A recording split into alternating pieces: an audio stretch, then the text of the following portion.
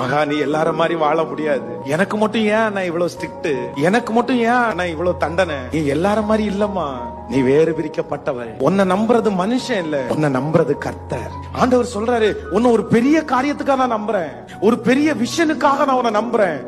ஆனா சாதாரணமான இந்த மண்ணுக்காக நான் கொடுக்க போகிற மாணிக்கத்தை விட்டுறாதப்பா. உன் கையில பெரிய பெரிய பொறுப்புகள் எல்லாம் கர்த்தர் கொடுக்க போறாரு.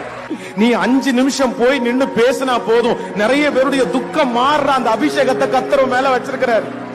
உன் மேல ஆண்டவர் வச்ச அழைப்பு வித்தியாசமானது. ஏன் என்கிட்ட ஆண்டவர் ரொம்ப எதிர்பார்க்கிறாரு நீ கேட்டல, ஆனா ஆண்டவர் என்ன சொல்றாருன்னா, உன் ஃப்ரெண்ட மாதிரி இல்ல, நீ டிஃபரெண்ட், நீ வித்தியாசம், உன்னை நான் பெரிய காரியத்துக்கு நம்புறேன், உன் மேல நான் வச்ச திட்டம் ரொம்ப பெருசு, உன்னை கொண்டு நான் செய்ய போறது ரொம்ப பெருசு, உன்னை உயர்ந்த இடத்துல உட்கார வைக்கிறதுக்கு நான் நினைக்கிறேன். அதனாலதான் உன்கிட்ட நான் ரொம்ப